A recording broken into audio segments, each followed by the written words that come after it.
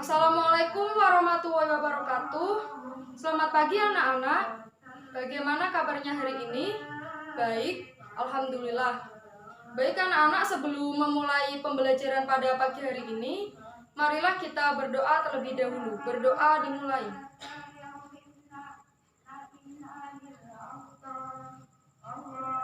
Berdoa selesai. Baik anak-anak, hari ini apakah ada yang tidak berangkat? Berangkat semua? Baik. Baik anak-anak, agar menambah semangat kita untuk belajar, kita nyanyikan lagu Garuda Pancasila terlebih dahulu ya. 1, 2, 3. Garuda Pancasila, akulah pendukungmu. Patriot proklamasi, sedia berkorban untukmu. Pancasila dasar negara, rakyat adil makmur sentosa, pribadi bangsaku. Ayo maju, maju, ayo maju, maju, ayo maju, maju. Baik anak-anak, hari ini kita akan belajar tentang ilmu pengetahuan alam dan sosial bab 2, harmoni dalam ekosistem. Topik C, ekosistem yang harmonis. Sebelum masuk ke materi pembelajaran, saya ingin bertanya kepada kalian dahulu. Apakah kalian sudah tahu jaring-jaring makanan yang ada di sawah? Coba sebutkan. Iya, betul sekali. Jaring-jaring makanan yang ada di sawah diantaranya yaitu yang pertama, padi dimakan tikus, tikus dimakan ular. Kemudian yang kedua yaitu padi dimakan tikus, tikus dimakan burung elang. Kemudian yang ketiga, padi dimakan belalang, belalang dimakan katak, katak dimakan ular, ular dimakan burung elang dimakan oleh pengurai.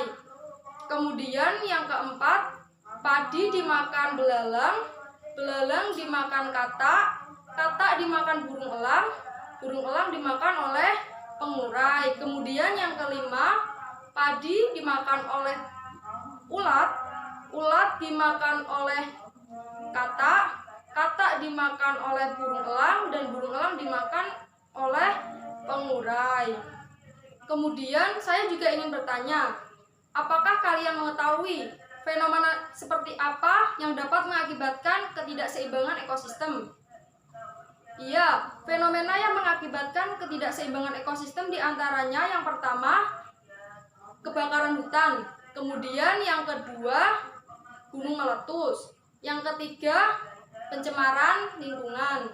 Iya, betul sekali. Kemudian saya juga ingin bertanya, apakah kalian mengetahui kegiatan manusia seperti apa yang dapat menjaga keseimbangan ekosistem? Yang pertama yaitu melakukan reboisasi.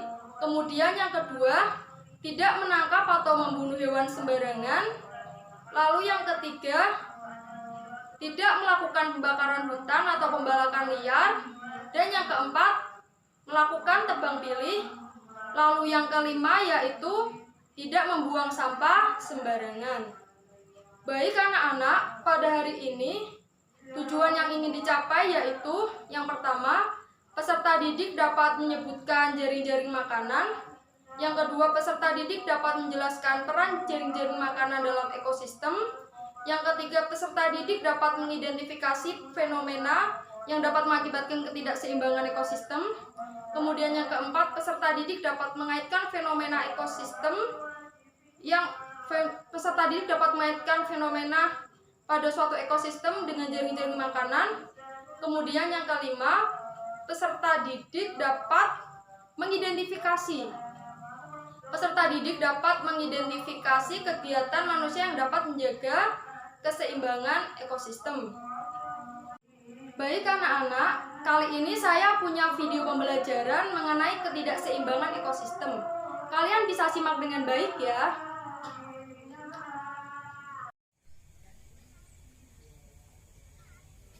Beginilah kondisi persawahan milik para petani di Kecamatan Mowewe, Kabupaten Kolaka Timur yang gagal panen akibat hama tikus.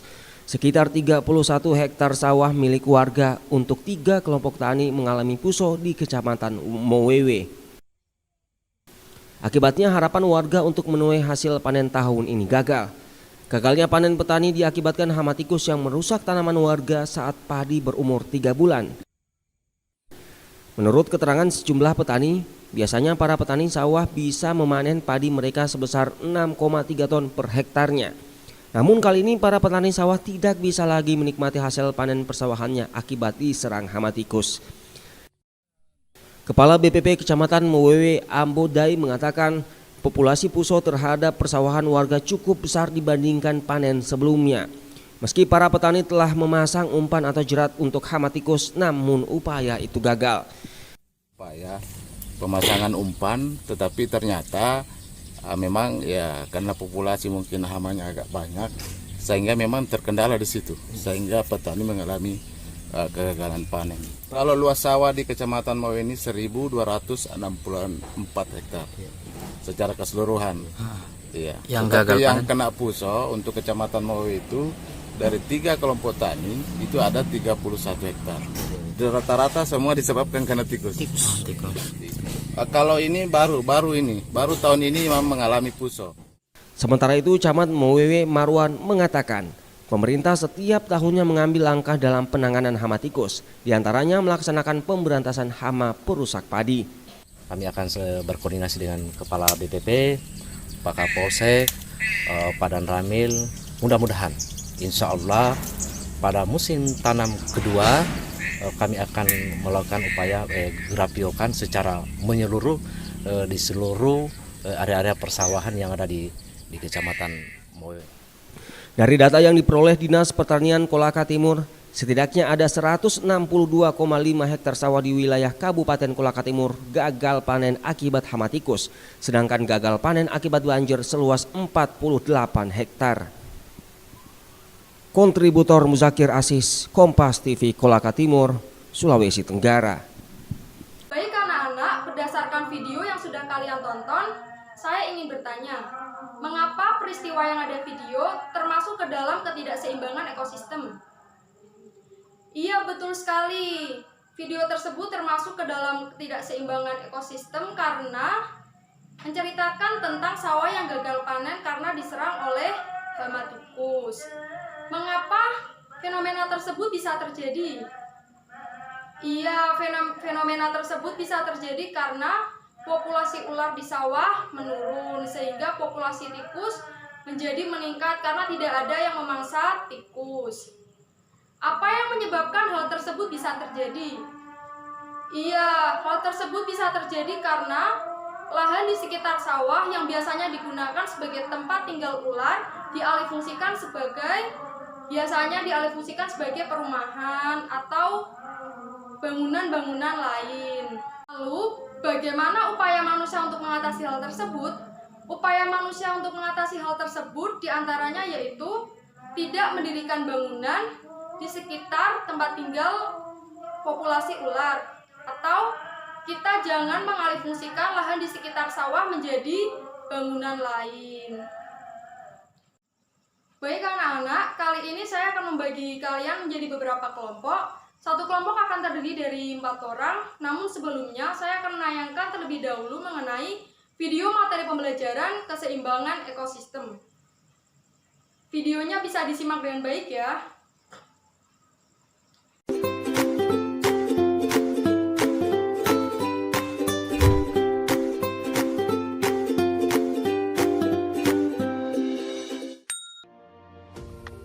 Halo sahabat cerdas, apa kabar? Semoga sehat selalu dan semangat belajar ya.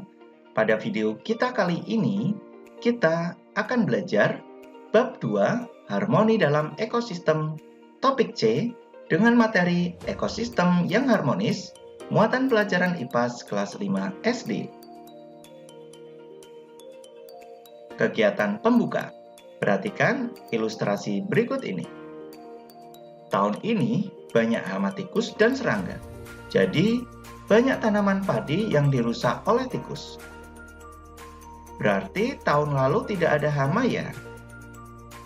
Ada, tapi jumlahnya masih sedikit, sehingga tidak berpengaruh terhadap hasil panen. Kok bisa ya?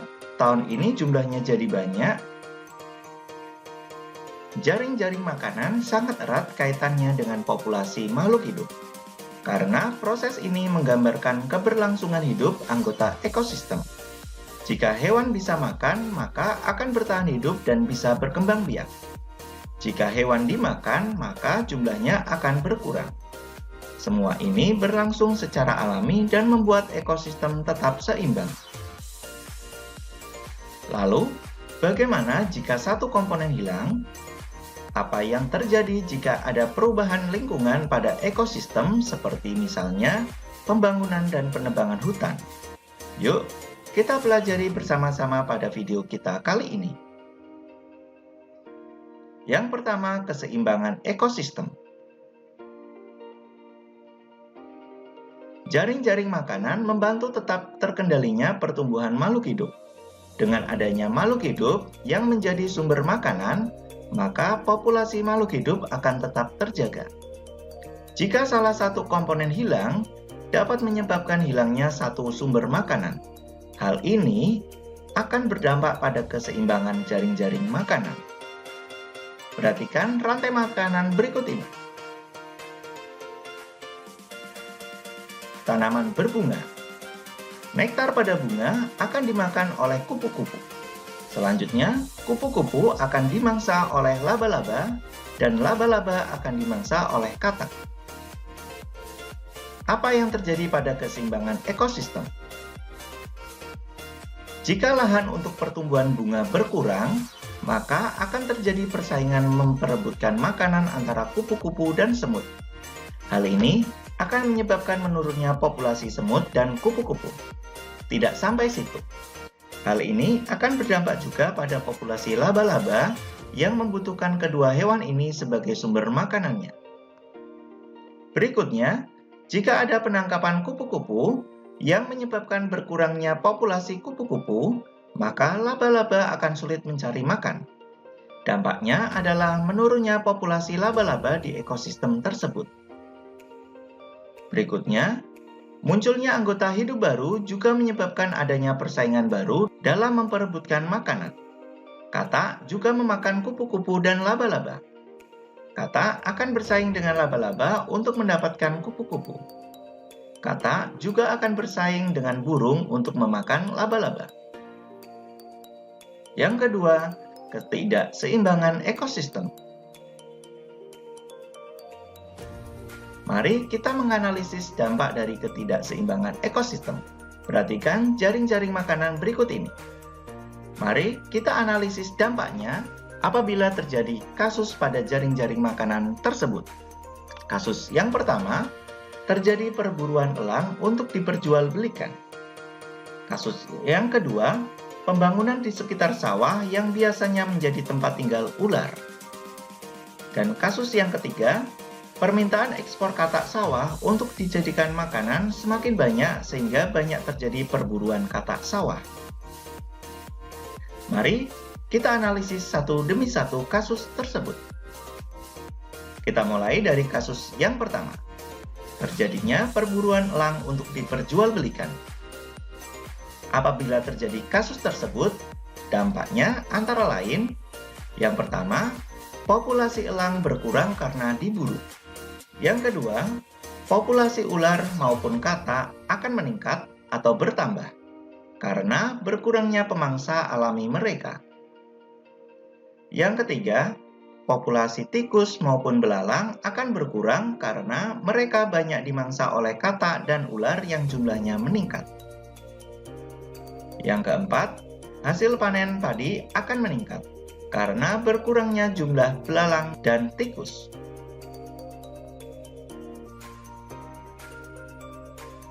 Selanjutnya, penyebab ketidakseimbangan ekosistem. Umumnya, gangguan pada ekosistem bisa terjadi karena adanya bencana alam dan ulah manusia. Bencana alam seperti gunung meletus dan kebakaran hutan akibat kemarau panjang dapat merusak ekosistem karena banyak makhluk hidup yang mati. Namun, fenomena alam ini pada jangka panjang dapat memberikan keuntungan tersendiri bagi ekosistem tersebut.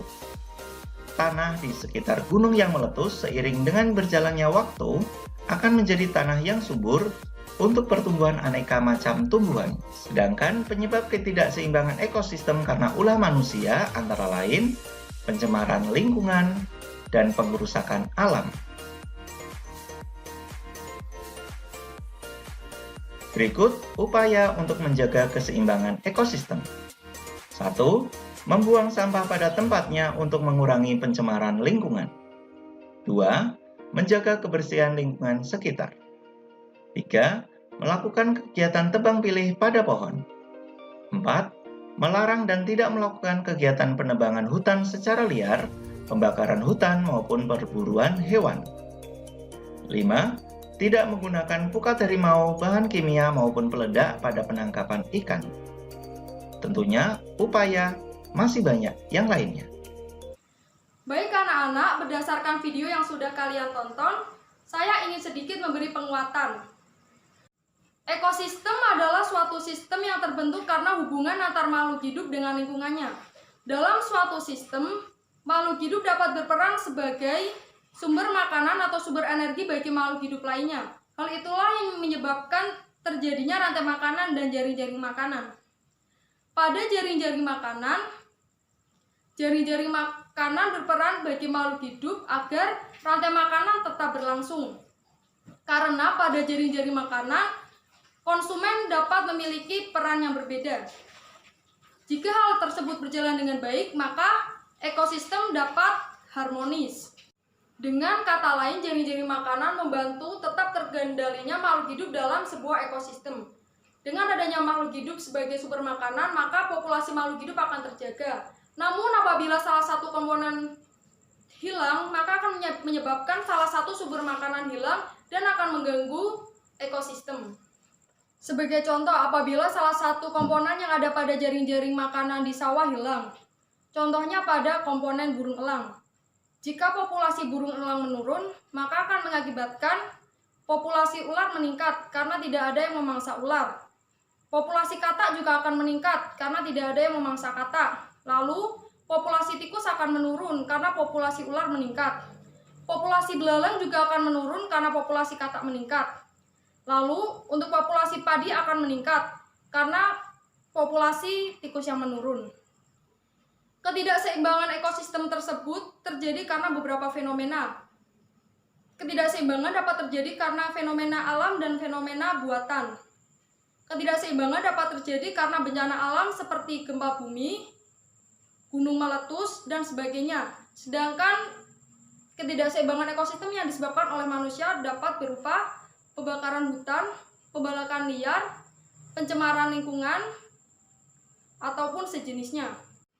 Ada beberapa cara yang dapat kita lakukan untuk menjaga keseimbangan ekosistem kita. Yang pertama yaitu melakukan reboisasi atau melakukan penanaman kembali tanaman untuk menjaga ketersediaan produsen di sekitar kita.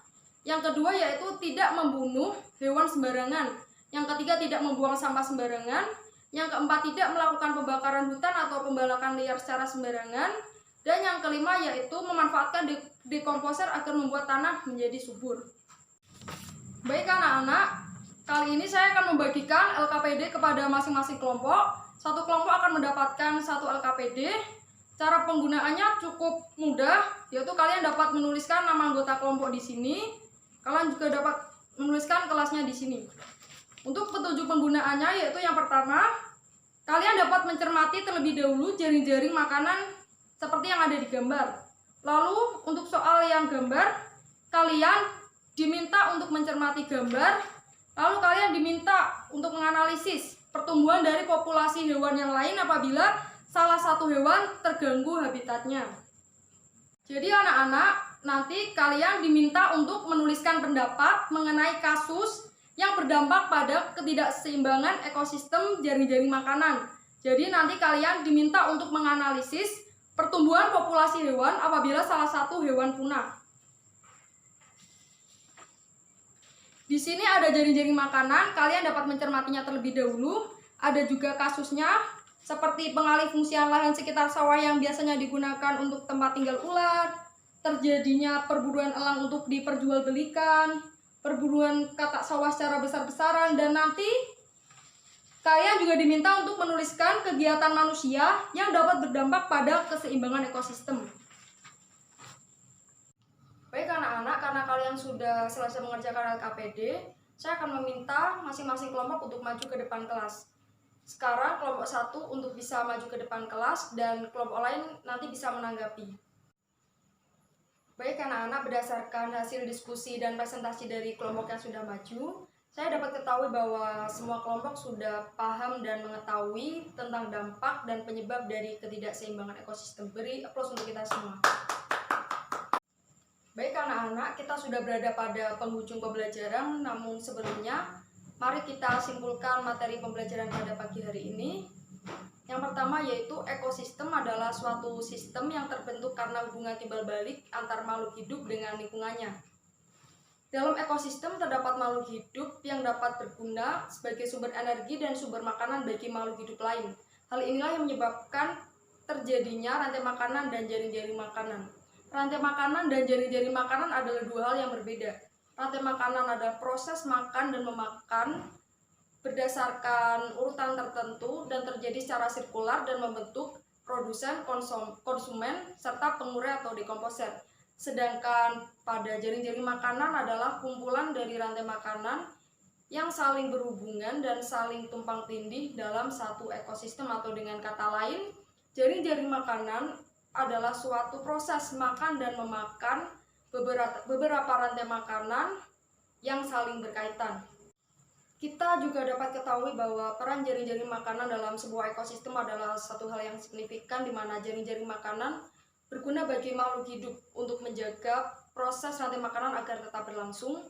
Karena pada jaring-jaring makanan, suatu konsumen dapat memiliki peran yang berbeda, dan apabila hal ini terjadi secara baik, maka dapat membentuk ekosistem yang harmonis.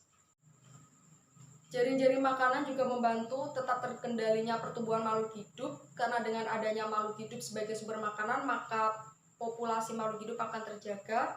Namun apabila salah satu komponen hilang, maka salah satu sumber makanan juga akan hilang, yang dapat berakibat pada terganggunya ekosistem dan terganggunya jaring-jaring makanan. Adapun beberapa fenomena yang dapat mengakibatkan ketidakseimbangan ekosistem, di antaranya faktor yang berasal dari alam dan faktor yang berasal dari manusia. Faktor yang berasal dari alam di antaranya gunung meletus, tanah longsor, dan kebakaran hutan yang disebabkan oleh kemarau panjang. Dan yang berasal dari manusia di antaranya adalah pencemaran lingkungan, pembalakan hutan, dan membunuh atau menangkap hewan secara sembarangan. Lalu, ada beberapa upaya yang dapat dilakukan untuk mengatasi fenomena yang dapat mengakibatkan ketidakseimbangan ekosistem, di antaranya menjaga kebersihan lingkungan sekitar, tidak membuang sampah sembarangan, tidak melakukan pembalakan hutan secara liar, melakukan tebang pilih dan melakukan reboisasi, serta juga dapat memanfaatkan dekomposer agar menjaga tanaman tetap subur. Baiklah anak-anak, berdasarkan materi yang sudah saya sampaikan tadi, apakah ada yang belum dipahami dan ingin bertanya? Jika tidak ada, saya ingin bertanya kepada kalian, bagaimana perasaannya setelah mempelajari materi kali ini? Senang? Semangat? Baik anak-anak, kita beri aplaus untuk kita semua. Baiklah anak-anak, karena kita sudah berada pada penghujung pembelajaran, mari kita menutup pembelajaran dengan doa terlebih dahulu. Berdoa dimulai. Berdoa selesai. Sekian yang bisa saya sampaikan, kurang lebihnya mohon dimaafkan. Wabillahi taufik wal hidayah. Wassalamualaikum warahmatullahi wabarakatuh.